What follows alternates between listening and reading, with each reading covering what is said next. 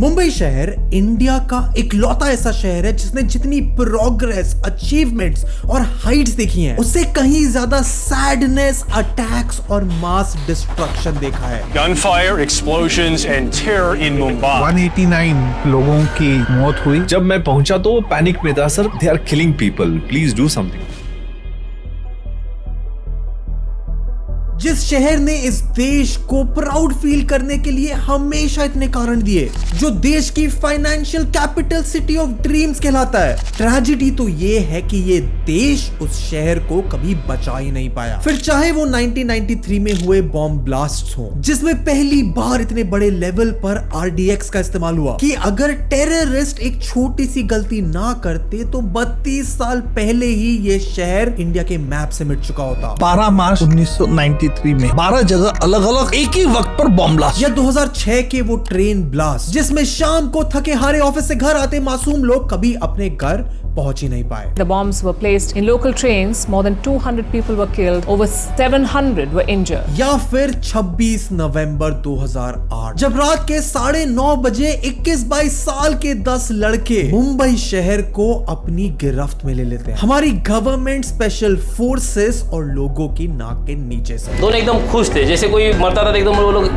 हंसते थे, वो लोग एंजॉय करते थे, फायर करके एंजॉय करते थे वो लोग। इन सब अटैक्स की डिटेल में तो इस वीडियो में हम जाएंगे, किसने किया, क्यों किया, कैसे, कब, पर साथ ही इस वीडियो को खत्म करते करते तुम्हें पता चलेंगे मुंबई शहर के वो डार्क सीक्रेट जिन्हें शायद आज तक भी कोई डिस्कस करना नहीं चाहता। मे बी प्योरली बिकॉज वो सिस्टम और सरकार के इतने बड़े फेलियर्स हैं। मुंबई पुलिस की नाकाबिलियत, नकारापन, मूर्खताएं और समय पे एक्ट न कर पाने की समझ की वजह से ये 93 का ब्लास्ट हुआ, जिन्हें सुनकर तुम शायद शॉक हो जाओ। और मेरे लिए इन अटैक्स के बारे में बात करना इसलिए भी जरूरी है because I grow up in a time जब हर दूसरे साल इस देश के किसी ना किसी बड़े शहर पर ऐसे टेररिस्ट अटैक होते थे। और वो लोग जो इन अटैक्स में मारे गए, घायल हुए, उनके अलावा देश के टियर 2, टियर 3 शहरों में रहने वाले लोगों पर क्या साइकोलॉजिकल इंपैक्ट पड़ता होगा। क्योंकि आइडियली मुंबई जो हमारी देश की प्रीमियम कोस्टल सिटी है, फाइनेंशियल कैपिटल है, इंडियन फिल्म इंडस्ट्री का घर है, नेशनल कैपिटल दिल्ली के बाद देश का सबसे इंपॉर्टेंट शहर है, जब वो सेफ नहीं है तो हम बाकी के देश की सेफ्टी, सुरक्षा की उम्मीद भी कैसे कर सकते थे। What is the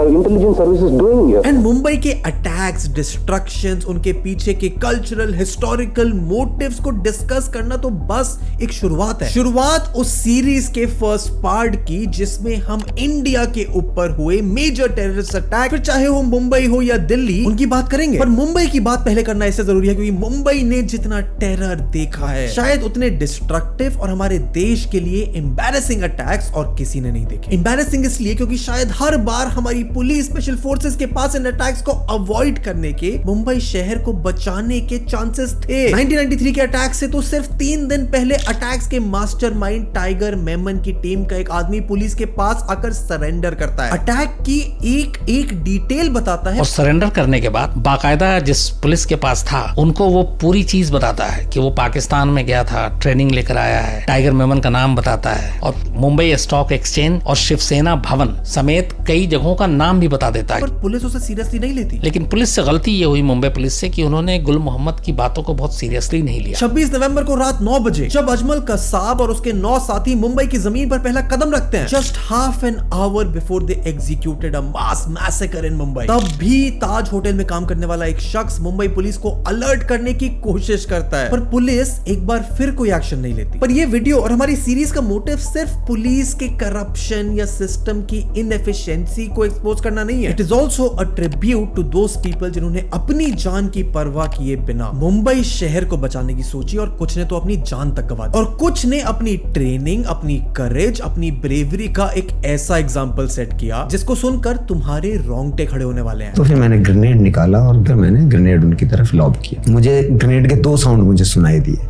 तो मैं समझ गया कि बिल्कुल एग्जैक्ट उसी लोकेशन पे ग्रेनेड गिरा है जिस लोकेशन पर मैंने ग्रेनेड उनके बीचों बीच गिरा है। अब मजा आएगा, मैं भी मरूंगा और वो भी मरेंगे, कि अब नेक्स्ट मोमेंट में ब्लास्ट होने वाला। तो मैंने गिनती गिनी 10 तक मन में, ग्रेनेड ब्लास्ट नहीं हुआ।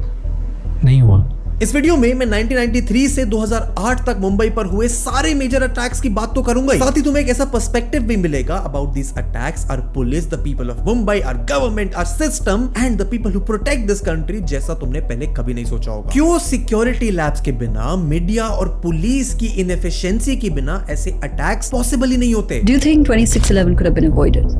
Of course, it's probably one of the most preventable attacks that has ever occurred. या फिर सवाल जैसे महेश भट्ट के बेटे आलिया भट्ट के भाई राहुल भट्ट का बॉम्बे अटैक से क्या कनेक्शन? और उस दौर में कैसा था रहना मुंबई जैसे शहर में मेरे और तुम्हारे जैसे नॉर्मल लोगों का, जब किसी भी समय तुम्हारी मौत हो सकती है, दोपहर के 3 बजे भी, शाम के 7 बजे भी और रात को 11 बजे अपनी फैमिली के साथ एक होटल में डिनर करते हुए भी। And now I do not think I'll be able to stay in peace in Bombay. I'm really very scared and really insecure. 15 साल तक हुए मुंबई के इस डिस्ट्रक्शन में पाकिस्तान जैसे देश का कितना बड़ा हाथ था, और क्यों मुंबई शहर पर 15 साल तक ये टेरर, फियर और क्राइम का साया रहा, सब कुछ डिस्कस करेंगे। पर सबसे पहले लेट्स गो बैक टू 1993, जब मुंबई ने देखा इंडिया के इतिहास का पहला कोऑर्डिनेटेड मास टेररिस्ट अटैक, जिसके ऊपर बुक्स लिखी गई, मूवीज तक बनी। पर आज भी उन अटैक्स के पीछे जिन लोगों का हाथ है वो जेल के बाहर फ्री घूम रहे हैं। I am talking about the tragedy of black Friday. 9 मार्च 1993 को गुल्लू नाम का एक 21-22 साल का लड़का मुंबई के एक पुलिस स्टेशन में सरेंडर करने पहुंचता है without having any arrest warrant issued against him. Gullu यानी गुल नूर मोहम्मद शेख, ये वो इंसान था जो मुंबई की डेस्टिनी हमेशा के लिए बदल सकता था, इतिहास के पन्नों में अपना नाम दर्ज करा सकता था। क्योंकि जिस दिन गुल्लू सरेंडर करता है तो वो एक ऐसी कहानी सुनाता है जिस पर उस दिन विश्वास करना नामुमकिन था, और शायद इसीलिए पुलिस भी उसे सीरियसली नहीं लेती। गुल्लू बताता है कि कैसे 2 महीने बाद शिवाजी जयंती पर मुंबई शहर में मेजर बॉम्ब ब्लास्ट होने वाले हैं। मुंबई को एक खंडर बनाने का पूरा स्ट्रैटेजी, पूरा प्लान गुल्लू को पता था, और वो बिना कुछ छुपाए मुंबई पुलिस के साथ सारी इंफॉर्मेशन शेयर भी करता है। पर ना तो उसके सरेंडर को सीरियसली लिया जाता है और ना ही उसकी बताई इंफॉर्मेशन पर कोई एक्शन लिया जाता है। अब गुल्लू कौन है, उसने सरेंडर क्यों किया और मुंबई पुलिस ने क्यों इतनी सीरियस इंफॉर्मेशन को डिसमिस कर दिया, ये मैं तुम्हें अभी थोड़ी देर में बताऊंगा। पर गुल्लू के सरेंडर के ठीक 3 दिन बाद 12 मार्च 1993 फ्राइडे को मुंबई शहर एक्सपीरियंस करता है एक ऐसा दिन, एक ऐसा ब्लैक फ्राइडे जिसे आज 32 साल बाद भी मुंबई और इंडिया के हर एक इंसान में उसका घाव जिंदा है, क्योंकि it was not just a bomb blast. 12 मार्च की दोपहर कुछ ऐसा हुआ जो मुंबई के लोग और मुंबई की पुलिस ने अपने सपने में भी नहीं सोचा हो। दोपहर 1:28 पर मुंबई की सबसे बड़ी financial building Bombay stock exchange के पार्किंग लॉट में एक धमाका होता है। 84 लोग मारे जाते हैं, 200 से ज्यादा लोग घायल होते हैं। ठीक दिन के 1:30 बजे 29 मंजिला बॉम्बे स्टॉक एक्सचेंज की इमारत एकदम से हिल गई। धमाके के बाद धुएं का गुबार छटा तो तबाही का मंजर सामने आया। बेसमेंट की पार्किंग में RDX से लदी एक कार में टाइमर के जरिए धमाका हुआ था, जिसमें 84 बेगुनाह मारे गए और करीब 250 जख्मी हुए थे। मुंबई पुलिस लोकेशन पर पहुंचती है, बट उनको भी अंदाजा नहीं था कि ये तो ब्लैक फ्राइडे की बस शुरुआत थी, क्योंकि करीब आधे घंटे बाद कत्था बाजार इलाके में खड़े एक स्कूटर में एक और ब्लास्ट होता है। इस बार 5 लोग मारे जाते हैं, 6 लोग घायल होते हैं। ठीक 15 मिनट बाद 2:30 बजे शिवसेना भवन के पास लकी पेट्रोल पंप में तीसरा एक्सप्लोजन होता है। और इस समय तक पुलिस इतनी ज्यादा कंफ्यूज थी, बेबस थी, अनप्रिपेयर्ड थी कि अगले अटैक का वेट करने के अलावा और ये प्रे करने के अलावा कि अगला अटैक ना हो, उनके पास कोई ऑप्शन नहीं था। पर इसके ठीक 3 मिनट बाद चौथा ब्लास्ट होता है, इस बार एयर इंडिया की बिल्डिंग में। एक व्हाइट कलर की एम्बेसडर में इस बार 20 लोग अपनी जान गंवाते हैं, और देखते ही देखते अगले 60 मिनट में मुंबई शहर एक्सपीरियंस करता है 8 और बॉम्ब ब्लास्ट, वो भी high population, high stakes, high intensity destinations पर। दैट इंक्लूडेड वर्ली का passport office, Zaveri Bazaar, hotel Sea Rock, Sahara airport, hotel Juhu Centaur and Plaza cinema. सिर्फ 2 घंटे के अंदर मुंबई शहर सिर्फ दुख और मौत से भर जाता है। 250 लोगों की जान जाती है, करीब 1400 लोग सीवियरली इंजर्ड होते हैं, और ये सारे ब्लास्ट इतने कम समय में एग्जीक्यूट करे जाते हैं कि Mumbai police was left completely clueless. 3:30 बजे के बाद कोई और ब्लास्ट तो नहीं होता, पर ये 12 बॉम्ब ब्लास्ट तो शायद सिर्फ शुरुआत थी। शुरुआत मुंबई शहर को पूरी तरह से खत्म करने की, क्योंकि अगले कुछ दिनों में इन्वेस्टिगेशन करते हुए पुलिस को जो चीजें मिली, जो इंफॉर्मेशन पता लगी, वो इतनी ज्यादा प्रॉब्लमैटिक और डिस्टर्बिंग थी कि उस पर विश्वास पास भी नहीं हो रहा था। ब्लास्ट के तुरंत बाद deputy commissioner of police Rakesh Mario को इस केस को सॉल्व करने की जिम्मेदारी दी जाती है। पूरा शहर हाई अलर्ट पे था, अंडरवर्ल्ड के सारे ठिकानों पर रेड की जाती है, फॉर्मर क्रिमिनल्स के साथ इन्वेस्टिगेशन होती है और 48 घंटे बाद राजेश मारिया को दादर इलाके में मिलता है एक स्कूटर, एक ऐसा स्कूटर जिसने साफ कर दिया कि ब्लैक फ्राइडे के पीछे कौन था और क्यों। उस दोपहर ज्यादातर ब्लास्ट किसी व्हीकल में हुए थे और बड़ी प्लानिंग के साथ मुंबई की इंपॉर्टेंट लोकेशंस पर उन्हें रखा गया था और ये स्कूटर भी उन्हीं व्हीकल्स में से एक था। और ये स्कूटर राजेश मारिया को ले जाता है मुंबई की एक ऐसी बिल्डिंग में जहां ये सारे अटैक्स प्लान करे गए थे, जो इन अटैक्स की एपिसेंटर थी और वो थी अल हुसैनी बिल्डिंग, जो उस समय लॉक्ड थी और मुश्ताक मेमन नाम के एक शख्स के नाम पर रजिस्टर्ड थी। राकेश मारिया ताला तोड़कर अंदर घुसते हैं, पूरी बिल्डिंग की तलाशी लेते हैं, पर वहां उन्हें ना तो और एक्सप्लोजिव मिलते हैं, ना ही कोई सॉलिड एविडेंस मिलती है, तो बस एक चाबी, एक ऐसी चाबी जो इस केस के पीछे जुड़े नामों को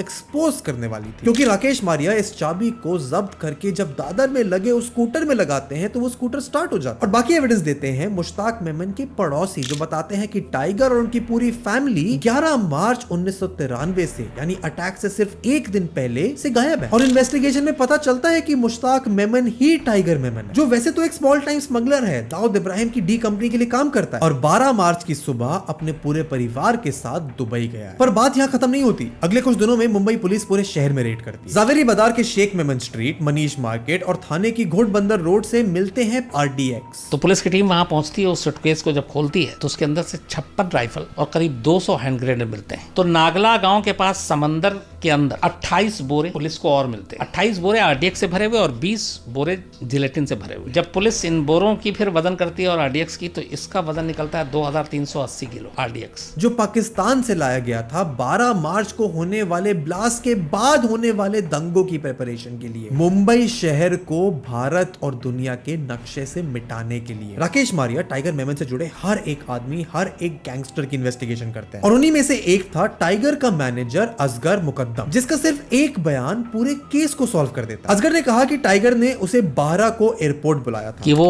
अपनी फैमिली के साथ किसी काम से दुबई जा रहा है, तो वो उनकी पूरी फैमिली के जो है टिकट और बोर्डिंग पास ये लेकर और जो कागजात हैं वो एयरपोर्ट पर मिले सुबह 12 मार्च की सुबह। असगर गया अल हुसैनी बिल्डिंग में, so Javed Chikna and members filling scooters and cars with a black substance, और उन गाड़ियों में और स्कूटर में वो लोग कोई काली चिपचिपी सी चीज भर रहे थे सारे कार में और स्कूटर में, और साथ में एल्युमिनियम की पेंसिल जैसी कोई चीज थी। और वो ब्लैक सब्सटेंस कुछ और नहीं, वो RDX ही था जो मुंबई पुलिस को मिला था। और टाइगर के एक दोस्त इब्राहिम चौहान ने तो अपने बयान से इस इन्वेस्टिगेशन को एक और मोड़ दे, which made it more interesting but also more problematic, क्योंकि पहली बार इस केस में नाम आया था अंडरवर्ल्ड के डॉन दाऊद इब्राहिम का, अबू सलेम का और पाकिस्तान का। तो इब्राहिम चौहान जब मुंह खोलता है तब जवाब मिलता है कि इस सीरियल ब्लास्ट के पीछे टाइगर मेमन जरूर है, लेकिन टाइगर मेमन के साथ जो है वो अंडरवर्ल्ड डॉन दाऊद इब्राहिम है, उसका भाई अनूस इब्राहिम है, अबू सलेम है, पाकिस्तानी खुफिया एजेंसी ISI भी है। पर सबसे शॉकिंग नाम था Bollywood actor, social activist, member of parliament रह चुके सुनील दत्त के बेटे संजय दत्त का। और इसी नाम की कड़ी में बताते बताते वो संजय दत्त का भी नाम लेता है। इब्राहिम चौहान पहला शख्स था जिसने संजय दत्त का नाम लिया था। And may be for the first time tiger Memon का इस केस के पीछे मेन इंसान होना starts making a little sense, क्योंकि 1993 से पहले टाइगर एक छोटे मोटे स्मगलर से ज्यादा कुछ नहीं था। पर मुंबई शहर के बारे में और इस देश के लिए उसके मन में नफरत तब आती है जब 4 महीने पहले अयोध्या में बाबरी मस्जिद को गिरा दिया जाता है। पूरे देश में दंगे होते हैं और इन्हीं राइट्स में टाइगर मेमन के ऑफिस को भी गिरा दिया जाता है। 12 मार्च 1993 बदला था 6 दिसंबर 1992 का, क्योंकि बाबरी मस्जिद गिरने के बाद दाऊद इब्राहिम के साथ मिलकर टाइगर मेमन बनाता है एक रिवेंज का प्लान। फरवरी में 19 लड़कों को रिक्रूट करके दुबई के रास्ते पाकिस्तान भेजा जाता है, जहां उनकी ट्रेनिंग होती है। AK-47 जैसी मशीन गन्स यूज करना, RDX फिट करना, ग्रेनेड्स यूज करना, सब सिखाया जाता है। और बाद में पकड़े गए टाइगर मेमन के भाई याकूब मेमन ने तो ये तक साफ साफ बताया कि कैसे पाकिस्तान ऑफिशियल्स ने उनकी हेल्प करी थी। I have concluded that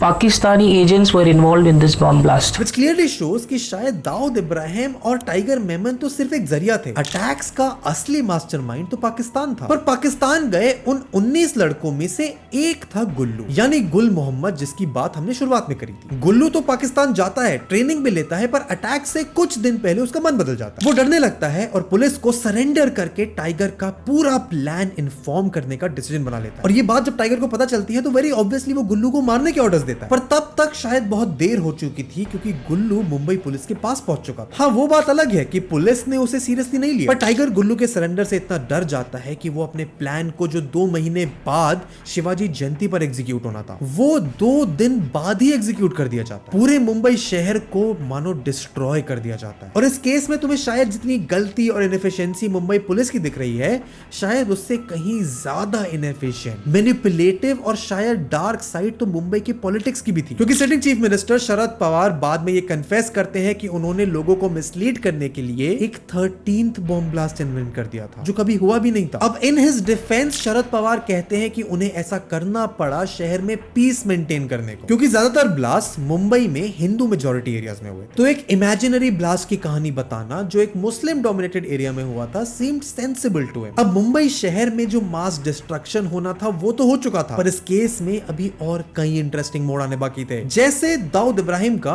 Indian government के सामने खुद को सरेंडर करने का ऑफर, इस शर्त पर कि उसे मुंबई अटैक्स में अपनी इनोसेंस प्रूव करने का एक फेयर मौका मिले, और अगर वो इनोसेंट प्रूव हो जाता है तो उस पर लगे बाकी सारे एलिगेशंस भी ड्रॉप कर दिए जाएं, या फिर टाइगर मेमन के भाई याकूब मेमन का इंडिया वापस आना ताकि वो अपनी फैमिली की इनोसेंस प्रूव कर सके। क्योंकि अकॉर्डिंग टू हिम ब्लास्ट के बारे में टाइगर के अलावा बाकी पूरी फैमिली में किसी को अंदाजा नहीं। Yes, we are living in the same house right from childhood. We are staying together, but he has his own life, own way of living. I was busy with my work, my studies, my way of life. I never interfered him in his work, and he never asked me what you are doing. या फिर संजय दत्त का इस case में involvement. Eventually 30 जून 1995 को Bombay blast case का trial शुरू हुआ और सीबीआई ने 16,000 पन्नों की चार्जशीट कोर्ट में फाइल करी। 124 लोगों को आरोपी प्रूव किया जाता है। टाइगर मेमन और Dawood Ibrahim primary accuse declare किए जाते हैं, जिन्हें अनफॉर्चुनेटली आज तक इंडियन गवर्नमेंट पाकिस्तान से वापस नहीं ला सकी। और कुछ लोग तो ये तक कहते हैं कि अपने भाई टाइगर मेमन के कर्मों की सजा याकूब मेनन को मिली, क्योंकि 22 साल तक पुलिस के और कोर्ट के साथ पूरी तरह से कोऑपरेट करने के बाद पाकिस्तान दाऊद और टेररिज्म के सारे राज खोलने के बाद 30 जुलाई 2015 को नागपुर जेल में Yakub Memon was hanged to death. And unfortunately आज भी टाइगर मेमन पाकिस्तान में सेफली ऑपरेट कर, पर ब्लैक फ्राइडे का जख्म तो शायद देश के लोगों में आज भी जिंदा है। पर ये तो मुंबई में होने वाले मास डिस्ट्रक्शन की बस शुरुआत थी, क्योंकि 12 मार्च 1993 मुंबई के डार्केस्ट डेज में से एक जरूर था, but surely was not the last of those days. क्योंकि 2002 से 2006 के बीच में मुंबई में जो ब्लास्ट हुए उसने इस शहर को फिर से एक बार मौत का एक ऐसा नजारा दिखाया जिसे आज तक कोई नहीं भूल पाया है।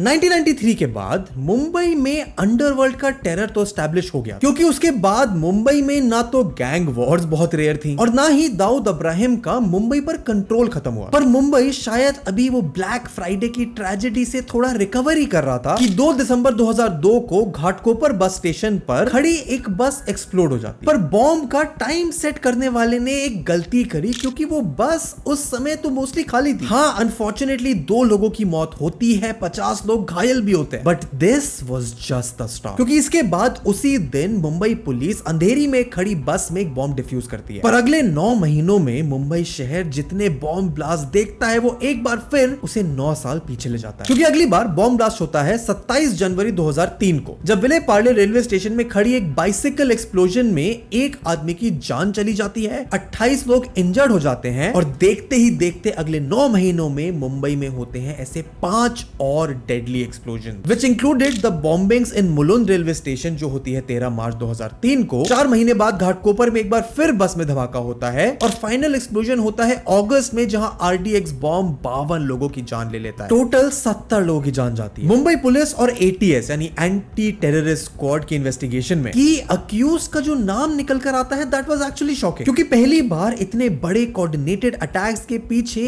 एक हस्बैंड वाइफ का नाम था। मोहम्मद हनीफ और उनकी वाइफ फहीमीदा को अरेस्ट किया जाता है। रिजवान लड्डूवाला, हसन बैटरी वाला और अशरत अंसारी के साथ साथ कई और लोगों को कस्टडी में लिया जाता है। And once again in blast के पीछे भी पाकिस्तान के कनेक्शंस निकलते हैं और एक बार फिर इन अटैक्स के पीछे कारण दिया जाता है बदले का फॉर द 2002 गुजरात राइट्स। उसके पीछे क्या वजह थी? गुजरात में दंगे हुए थे, बड़े पैमाने पर मुसलमानों को टारगेट किया गया था जो गोधरा कांड के बाद में। But what is actually sad इसकी इनमें से किसी को भी आज तक कोई फांसी की सजा नहीं हुई। इनफैक्ट कुछ एक्यूज तो शायद जुडिशियल लूपहोल्स का फायदा उठाकर एस्केप भी कर गए। एंड 3 साल बाद मुंबई ने एक अटैक ऐसा भी देखा जहां मेन एक्यूज का अता पता तक नहीं है, पर 12 बेगुनाह लोगों को 19 साल तक जेल में रखा गया। अब वो सच में बेगुनाह थे या पुलिस के इन्वेस्टिगेशन में कुछ कमी की वजह से उनका गुनाह प्रूव नहीं हो पाया, उस पर तो सवाल हमेशा रहेंगे। पर गलती तो उन हजारों लोगों की भी नहीं थी जो 11 जुलाई 2006 को मुंबई की लाइफलाइन कही जाने वाली मुंबई लोकल ट्रेन्स में ट्रैवल कर रहे थे। शायद ऑफिस में पूरा दिन काम करने के बाद थक हार कर अपनी फैमिली के पास वापस जा रहे थे, जब शाम को 6:24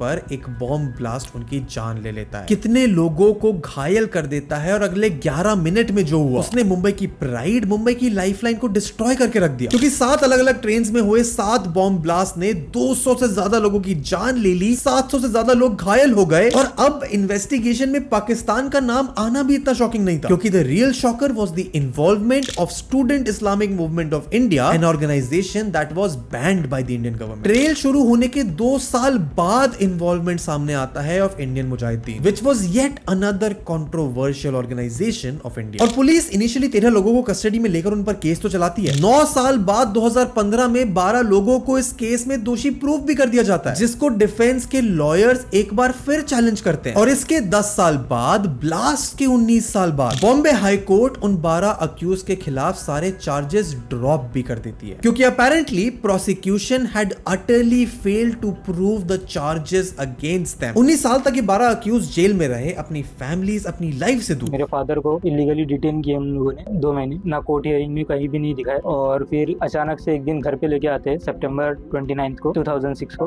कि इनको अरेस्ट कर लिया। और पुलिस 2006 के एनकाउंटर में 2 पाकिस्तानी बॉम्बर्स को मार जरूर देती है, but what about the real mastermind of these attacks? क्योंकि इतने बड़े लेवल पर, इतनी सिक्योरिटी के बीच 7 ट्रेन्स में बॉम्ब्स प्लांट करना, वो भी ट्रेन्स के फर्स्ट क्लास जनरल कंपार्टमेंट्स में, ये महज 10-12 लोगों का काम नहीं हो सकता। It's a shocking thing that there is no justice delivered. I guess if you say that no one did the blast, how it sounds like who is accountable? और पुलिस की इन्वेस्टिगेशन पर भी सवाल उठाए जा सकते हैं, जिन्होंने शायद अपनी इनएफिशिएंसी छुपाने के लिए पहले इन 12 लोगों को पकड़ा, फिर जेल में डाला, उन्हें टॉर्चर किया, उनसे फॉल्स कन्फेशंस निकलवाए। पर कोर्ट में जब सारे अक्यूज पुलिस को दिए अपने कन्फेशन से पलट गए, खुद की इनोसेंस प्रूव करने लगे, इनफैक्ट मुंबई पुलिस को एक्सपोज करने लगे बाय टेलिंग द कोर्ट्स कि कैसे उन्हें फोर्सफुली टॉर्चर करके उनसे कन्फेशंस निकलवाए गए फॉर अ क्राइम जो शायद उन्होंने किया ही नहीं। एटीएस ने मुस्लिम नौजवानों को जानबूझ के इस केस में फंसाया है, जिनका कुछ लेना देना नहीं इस केस से। हमें टॉर्चर किया गया था, हमारे ऊपर जो है झूठे आरडीएक्स प्लांट किए गए थे, झूठे विटनेसेस प्लांट किए गए थे और पूरा फेक केस बना करके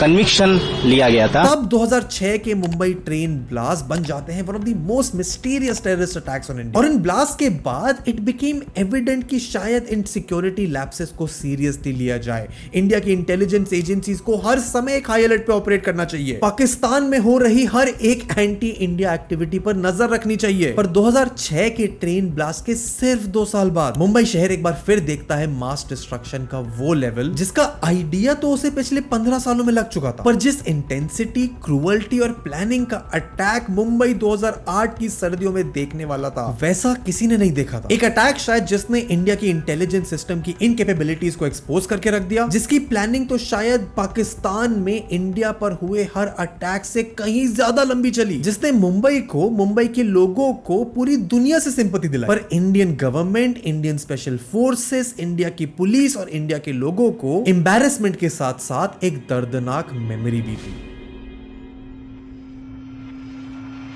26 नवंबर 2008 आज इंडिया के सबसे अमीर आदमी गौतम अडानी मुंबई के ताज होटल में डिनर करने के बाद बिल पे करके होटल की लॉबी की तरफ बढ़ते हैं। वो दिन में ताज होटल के अंदर हमारे दुबई से फ्रेंड आए थे, उनके साथ में डिनर कर रहा था मसाला क्राफ्ट रेस्टोरेंट में, और तब ये हादसा हुआ था। 10 बजे करीब ये हादसा हुआ। उसके 5 मिनट पहले होटल का बिल भी पेड कर दिया, हम खड़े हो गए। जब उन्हें एक फोन कॉल आता है अबाउट अनदर मीटिंग जो ताज के ही कॉन्फ्रेंस रूम में होने वाली थी, तो वापस कॉफी पीने के लिए वापस बैठे, विच unknown to him was a life changing decision। और मैं कभी कभी सोचता हूँ कि समझो बिल पे करके मैं लॉबी में होता तो शायद मैं वहां पे फंस जाता, क्योंकि ताज होटल की लॉबी में उस रात जो होने वाला था वो ना तो उससे पहले कभी हुआ एंड कोई नहीं चाहेगा कि उसके बाद कभी दोबारा हो। जावेद और अरशद 2 पाकिस्तानी टेररिस्ट पूरी लॉबी में अंधाधुंध फायरिंग कर रहे थे, हैंड ग्रेनेड्स फेंक रहे थे, बच्चे, बूढ़े, जवान, इंडियंस, फॉरेनर्स सबको मौत के घाट उतार रहे थे। और उससे भी ज्यादा बड़ी ट्रेजेडी ट्रेजेडी तो ये थी कि the Taj hotel was not the only place this was happening. उस समय सीएसटी रेलवे स्टेशन पर इस्माइल खान और अजमल कसाब, मुंबई के फेमस लियोपोल्ड कैफे में शोएब और नजीर अहमद, नरिमन हाउस में इमरान बाबर और नसीर, और ओबेरॉय होटल में फहाद उल्ला और अब्दुल रहमान ने सिर्फ कुछ घंटों में मुंबई का रंग खून से लाल कर दिया। हर सेकंड एक डेड बॉडी गिर रही थी। और 26/11 की वो रात मुंबई शहर के इतिहास की सबसे खौफनाक रात बन गई, जहां पुलिस से लेकर सरकार तक पूरा सिस्टम क्लूलेस था, कंफ्यूज था, अटैक खत्म होने का सिर्फ इंतजार कर रहा था। और 26/11 का वो अटैक इंडिया की हिस्ट्री में सबसे ब्रूटल और एम्बैरेसिंग अटैक इसलिए है क्योंकि इसके पीछे जो प्लानिंग थी, एग्जीक्यूशन की स्ट्रेटेजी थी, सिक्योरिटी लैप्सेस थे, इस अटैक के पीछे जो फोर्सेस थी उसके बारे में जानने के बाद तो तुम भी शायद अपने माइंड में 27 नवंबर 2008 के उस दिन में पहुंच जाओ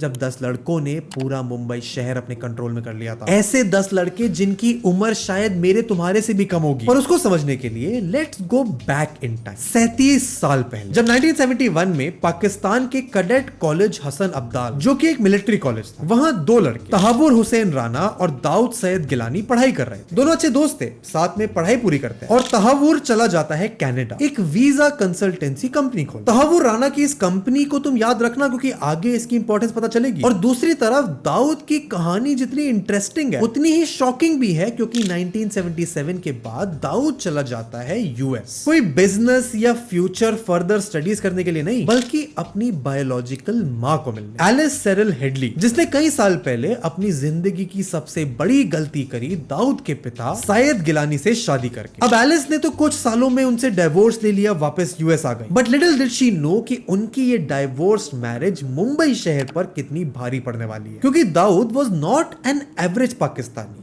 वो दिखने में एक यूएस सिटीजन ही लगता था। उसकी एक आंख ब्राउन थी, एक नीली, which made him mysteriously attractive, जो यूजुअली तो एक अच्छी चीज होती है, पर दाऊद की डेस्टिनी बदलती है 24 साल बाद। 2001 में जब उसे कांटेक्ट करता है पाकिस्तान का सबसे बड़ा टेररिस्ट में से एक हाफिज सईद, जो उसे पाकिस्तान इनवाइट करता है फॉर एन इंपॉर्टेंट मीटिंग। अगले साल दाऊद पाकिस्तान आता है, जहां हाफिज सईद और लश्कर ए तैयबा उसे कन्विंस करते हैं कश्मीर में हो रही मुस्लिम्स के ऊपर क्रूएल्टी का बदला लेने के लिए। एंड उसको इस टास्क के लिए स्पेशली चूज करा जाता है purely because of his looks, क्योंकि अपने लुक्स और यूएस नेशनैलिटी की वजह से दाऊद के लिए आसान काम था इंडिया के अंदर बाहर जाना। पीओके के मुजफ्फरबाद में दाऊद की एडवांस ट्रेनिंग होती, जिसकी फंडिंग पाकिस्तान की इंटेलिजेंस एजेंसी आईएसआई करती है। और ट्रेनिंग के बाद दाऊद को बताया जाता है कि वो कश्मीर नहीं मुंबई जा रहा है, पर उसके लिए उसे पहले यूएस जाकर अपनी पूरी आइडेंटिटी चेंज करवानी होगी। And since he was already a US citizen, जिनकी मॉम भी एक यूएस सिटीजन थी, दाऊद के लिए ये काम कुछ बहुत ज्यादा मुश्किल नहीं था। और 2003 में दाऊद वापस यूएस तो जाता है, पर कुछ महीने बाद जो इंसान वापस इंडिया लौट कर आता है वो दाऊद नहीं था, बल्कि डेविड कॉलमैन हेनली था, एक यूएस सिटीजन जो कनाडा और यूएस में अपने दोस्त तहावुर राना के साथ एक वीजा कंसल्टेंसी फर्म चलाता, जिसकी अगली ब्रांच का रजिस्ट्रेशन होने वाला था इंडिया के शहर मुंबई में। इसके 3 साल बाद 14 सितंबर 2006 को डेविड हेडली पहली बार इंडिया आता है, और वीजा कंपनी के बहाने हेडली 2 साल तक लगातार कई बार इंडिया आता है और मुंबई की एक एक पब्लिक प्लेस की अपने कैमरा से फोटोज लेता है, वीडियो रिकॉर्डिंग करता है, और टोटल 50 घंटे की रिकॉर्डिंग पाकिस्तान में हाफिज सईद और लश्कर ए तैयबा को सेंड करता है। फिर अटैक से 7 महीने पहले 11 अप्रैल 2008 को इस बार हेडली पानी के रास्ते पाकिस्तान से इंडिया, और इस पूरे डेटा के बेसिस पर लश्कर का कंप्यूटर एक्सपर्ट जरर शाह तैयार करता है एक ऐसा फुल प्रूफ प्लान जो 26 नवंबर की रात को मुंबई शहर को बर्बाद करने वाला था, जिसकी तैयारी तो 2003 से पाकिस्तान में चल रही थी। रिपोर्टेडली 32 लड़कों को इस काम को अंजाम देने के लिए रिक्रूट करा जाता है। 3-4 साल तक कई फेजेस में उनकी ट्रेनिंग चलती है, जिसके बाद मुंबई मिशन के लिए सिर्फ 10 लड़के सिलेक्ट होते हैं। And one of the youngest of them was Ajmal Kasab, जो 2005 की ईद पर अपने घर से सिर्फ इसलिए भाग गया था क्योंकि उसे नए कपड़े नहीं मिले थे। And it is actually sad जब तुम रियलाइज करते हो कि इन 20, 21, 22 साल के लड़कों को ब्रेन वॉश किया जाता है फॉर समथिंग जिसकी इंटेंसिटी को वो अपने जीवन में कभी समझ भी नहीं पाएंगे, all in the name of religion. And finally जब इन लड़कों की ट्रेनिंग कंप्लीट होती है, डेविड हेडली के दिए हुए डेटा के बेसिस पर एक प्लान तैयार हो जाता है। तब 21 नवंबर 2008 को हाफिज सईद, जाकी उर्वेहम, जरर शाह और अबू हमजा 10 लड़कों के हाथ में कलावा बांधते हैं। उन्हें dry fruits, fake Indian passport, Indian mobile phone, उन्हें कुछ कैश देकर गले मिलते हैं और भेज देते हैं। 10 के 10 लड़के पहले एक बोट में बैठकर निकलते हैं। कुछ दूर जाने के बाद अल हुसैनी नाम की एक शिप में उन्हें ट्रांसफर किया जाता है, जो वही शिप थी जिसको यूएस इंटेलिजेंस ने कुछ महीने पहले शक के दायरे में रखा था। उन्होंने इंडियन इंटेलिजेंस एजेंसीज को वार्न भी किया था, पर अब शायद उन सबके लिए बहुत देर हो चुकी थी। मुंबई से कुछ दूरी पर ये 10 लड़के एक बोट से मदद मांगते, ये कहकर कि उनकी शिप में कुछ टेक्निकल फॉल्ट आ गया है, और जैसे ही वो इंडियन बोट उनकी शिप के पास जाती है, सारे टेररिस्ट उस बोट पे चढ़ते हैं, 4 में से 3 लोगों को मार देते हैं। बोट को डायरेक्शन देने के लिए, उसे चलाने के लिए अमरचंद को जिंदा अपने साथ रखते हैं, और मुंबई की बड़ी बड़ी बिल्डिंगें जब उन्हें दिखने लगती हैं तो अमरचंद को भी मारकर बोट के पीछे डाल देते हैं। और डेविड हेडली ने जितनी प्रेसिजन के साथ इस मिशन के लिए रिसर्च करी थी, इसका अंदाजा तुम्हें इस बात से लग जाएगा कि जब ये 10 लड़के बोट से समुंदर से मुंबई पहुंचते हैं तो उन्हें इस बात का क्लियर अंदाजा था कि कहां समुंदर का लेवल इतना कम है कि वो आसानी से बोट से उतर सके। दे न्यू कि जिन 5 स्पॉट पर उन्हें अटैक करना है वो उनके लैंडिंग पॉइंट से सिर्फ 1-2 किलोमीटर दूर है, ताकि वहां पहुंचना आसान हो। इनफैक्ट कफ परेड के बुधवार पार्क में हेडली ने लैंडिंग की सेफेस्ट जगह जीपीएस में मार्क की थी, वो एक्चुअली में एक फिशरमैन एरिया था, ताकि किसी को शक ना हो। 9 बजे 10 के 10 लड़के मुंबई में लैंड करते हैं। 2-2 के ग्रुप्स में 5 लोकेशंस पर जाने के लिए टैक्सी करते हैं, और रास्ते में ही हर टैक्सी में बॉम्ब फिट करते हैं 1 घंटे 15 मिनट के टाइमर के साथ। अजमल और इस्माइल सबसे पहले 9:30 बजे छत्रपति शिवाजी रेलवे स्टेशन पहुंचते हैं। बाथरूम में जाकर अपने हैंड ग्रेनेड्स और वेपन्स को लोड करते हैं। And when they come out, Mumbai faces hello. Open firing शुरू हो जाती है। इस्माइल हैंड ग्रेनेड्स फेंकता है, अजमल गोलियां चलाते हुए पागलों की तरह हंसता है जैसे कोई वीडियो गेम खेल रहा है। कसाब के स्टेशन से बाहर निकलते हुए यह तस्वीर मुंबई की हिस्ट्री में शायद सबसे डार्क पिक्चर्स में से एक है, और सबसे स्ट्रेंज और सैड बात शायद ये थी कि इस अटैक के शुरू होने के 3 घंटे बाद तक मुंबई पुलिस को अंदाजा तक नहीं था कि यह अटैक हो रहा है। अंदाजा भी नहीं था कि ये एक टेररिस्ट अटैक है। पुलिस तो इसे एक अंडरवर्ल्ड गैंग वॉर समझकर सॉल्व करने की कोशिश कर रही थी। लियोपोल्ड कैफे में फायरिंग हो रही है एंड इमीडिएटली पहुंचो वहां। मुझे लगा कि कुछ गैंग वॉर रिलेटेड होगा या कुछ पर्सनल इनविटी से होगा। पर अगले 3 घंटों में मुंबई में जो होता है उसकी दहशत आज भी इतनी है कि सारे टेररिस्ट मर जाने के बाद अजमल कसाब को जिंदा पकड़ के इंफॉर्मेशन निकलवा के उसको फांसी देने के बाद तक मुंबई शहर के लोग 26 नवंबर की वो रात आज तक नहीं भूले। इतने सारे सवाल हैं जिनका जवाब या तो है ही नहीं, और अगर है तो उनके जवाब इतने शॉकिंग, इतने इलॉजिकल कि शायद हमें अपने देश की फोर्सेस, सिक्योरिटी और गवर्नमेंट तक पे शक हो जाए। हाँ, ये बात तो सच है कि ये सिर्फ एक टेररिस्ट अटैक नहीं था। It was a well laid out plan of Pakistan army against India. लेकिन जो मेरा पूरा अब तक का रिसर्च जो मैंने अब तक बैठकर किया है चीजों को लेकर, वो टेररिस्ट अटैक नहीं था, वो एक तरह का स्पेशल फोर्सेस का अटैक। जो मोड उनके थे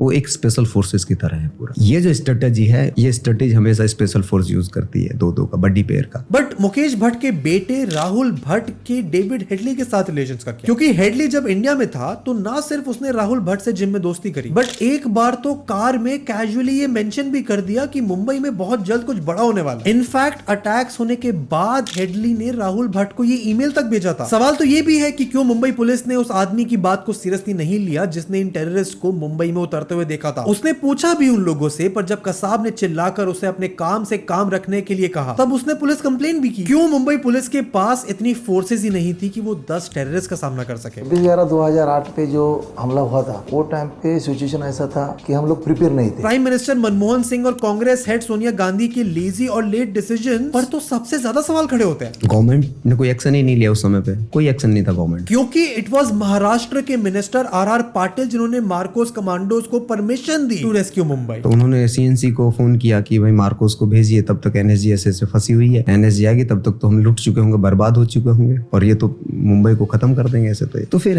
जो सीएनसी थे उस समय बेदी जी, उन्होंने फिर मार्कोस को ऑपरेट करने का आदेश दिया। बोले जाओ, कुछ भी हो देख लूंगा मैं, करो। हाँ, without any permission, risking his job, dignity and thousands of lives. और इवेंचुअली आर पाटिल के उस करेजियस डिसीजन की वजह से ही शायद मुंबई बच भी पाया। And what if Taj hotel, Nariman point और ओबराय होटल में रह रहे वीआईपीज और फॉरेनर्स को कैप्चर करके एक होस्टेज सिचुएशन क्रिएट करी जाए, क्योंकि यही उन टेररिस्ट के प्लान का पार्ट भी था, ताकि वो इंडियन गवर्नमेंट से इजीली नेगोशिएट कर सके। और इंडियन मीडिया ने जिस तरह की रिपोर्टिंग, पूरे देश को लाइव इंफॉर्मेशन दी। एक हमारे पत्रकार महोदय हैं, उन्होंने लाइव एक एमपी से बात की, तो उन्होंने बताया कि 100 से ज्यादा लोग हम यहाँ पे चैम्बर हॉल में फंसे हुए, लोकेशन भी बताई, और ये लाइव चला दिया, लाइव चल रहा था। तो उनके हैंडलर थे, उन्होंने सुन लिया, क्योंकि उस रिपोर्टिंग ने पाकिस्तान में बैठे इन टेररिस्ट के हैंडलर्स का काम तो आसान कर दिया, जो इन टेररिस्ट के साथ लगातार फोन पर कनेक्टेड थे, उन्हें इंस्ट्रक्शंस दे रहे थे। इनफैक्ट इंटरनेशनल मीडिया के लिए इन द वेस्ट तो ये उस समय मॉर्निंग की सबसे ट्रेंडिंग न्यूज थी।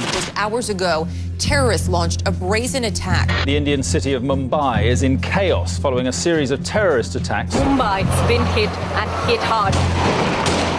जिससे उन हैंडलर्स को और मदद मिली। और ये बात अब सोचने में और ज्यादा खौफनाक लगती है क्योंकि उस समय 2008 में इंडिया के पास प्रोफेशनल नेगोशिएटर्स भी नहीं थे। और सबसे ज्यादा क्वेश्चनेबल तो है अटैक शुरू होने के बाद एनएसजी कमांडोज की अनप्रिपेयर्डनेस, जिनके पास अटैक्ड साइट्स के मैप्स तक नहीं थे। इवेंचुअली सारे टेररिस्ट को मार दिया जाता है, एक को जिंदा पकड़ भी लिया जाता है, पर फिर भी लैप्सेस और सवाल तो आज भी बहुत। पर लेट्स नॉट फॉरगेट कि इस हमले को रोकने में, मुंबई शहर को बचाने में कितने लोग शहीद हुए, कितने जवानों ने अपनी जान को खतरे में डालकर मुंबई शहर को बचाया। And 26/11 became a black day not just for Mumbai but for the entire country. Pakistan से इंडिया के रिलेशंस तो ऑलरेडी खराब थे, but it was these attacks जिसने इंडियन गवर्नमेंट को कुछ ऐसे स्टेप्स लेने पर मजबूर कर दिया व्हिच मेड श्योर कि ऐसे अटैक्स इंडिया में दोबारा कभी ना हो। जो तुम्हारे लिए जानना उतना ही जरूरी है जितना इन अटैक्स के बारे में जानना था।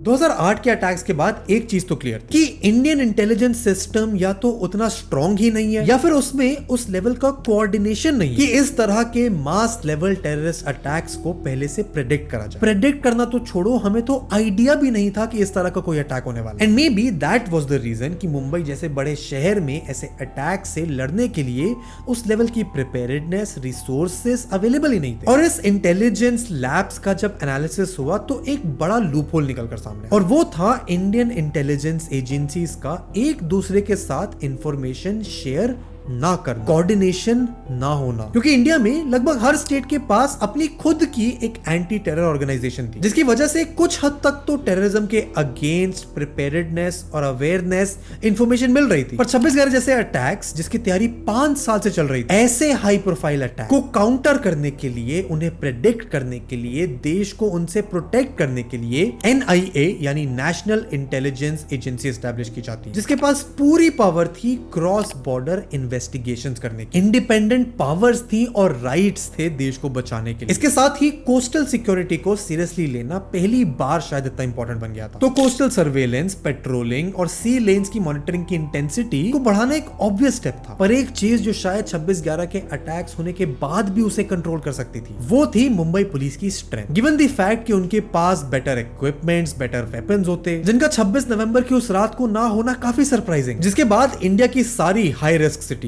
वहां उनकी पुलिस की स्ट्रेंथ, उनके वेपन, एम्यूनेशन, सर्वेलेंस के रिसोर्सेज को ड्रास्टिकली बढ़ाया जाता है। उनकी क्वालिटी को इंप्रूव करा जाता है बॉम्ब ब्लास्ट को प्रेडिक्ट करने के लिए। बॉम्ब डिफ्यूजन स्क्वाड्स में भारी मात्रा में डॉग्स कंफ्यूजन होता है। But this was not all, क्योंकि 2008 के अटैक्स के बाद इंडिया ने कुछ और स्टेप्स लिए, इंपॉर्टेंट डिफेंस स्ट्रेटजीज बनाई, लीडरशिप चेंजेस करे, जिसकी वजह से अब पाकिस्तान का तो क्या, किसी भी देश का इंडिया पर एक मास लेवल टेरर अटैक करना लगभग नामुमकिन। इन चेंजेस, इन स्ट्रैटेजीज, इनकी सक्सेस और फेलियर्स की बात मैं करूंगा इस सीरीज की अगली वीडियो, जहां हम बात करेंगे दिल्ली, एक और ऐसे शहर की जिसने मुंबई के अलावा इस देश में सबसे ज्यादा टेरर देखा है। उस वीडियो को देखने के लिए चैनल को सब्सक्राइब जरूर करना, क्योंकि आज भी मुंबई की हिस्ट्री में 15 साल में जो ये अटैक्स हुए, उनकी सैडनेस और डेवस्टेशन से आज तक शहर रिकवर कर नहीं पाया। एंड आई डाउट कि शायद कर भी पाएगा। एंड इसीलिए इन अटैक्स के बारे में बात करना जरूरी है, ताकि हम अवेयर रहें, जागरूक रहें, हम समझे हमारे इतिहास को, ताकि आगे आने वाले समय में हमारे देश के किसी भी शहर के लोग ऐसी सिचुएशन में ना। तुम अपने थॉट्स इस वीडियो के, इन अटैक्स के बारे में, इंडिया की सिचुएशन के बारे में कौन से बता सकते हो। तुम्हें सीरीज की अगली वीडियो का पार्ट यहां मिल जाएगा, नीचे डिस्क्रिप्शन से भी चेकआउट कर सकते हो। अगर तुम यहां तक आ गए हो तो पॉप कल्चर, इंडिया के बारे में ऐसी वीडियोस की पूरी एक और प्लेलिस्ट यहां है जो तुम चेकआउट कर सकते हो। सब्सक्राइब करो, वीडियो को लाइक करो, and I will see you in the next one. Good bye.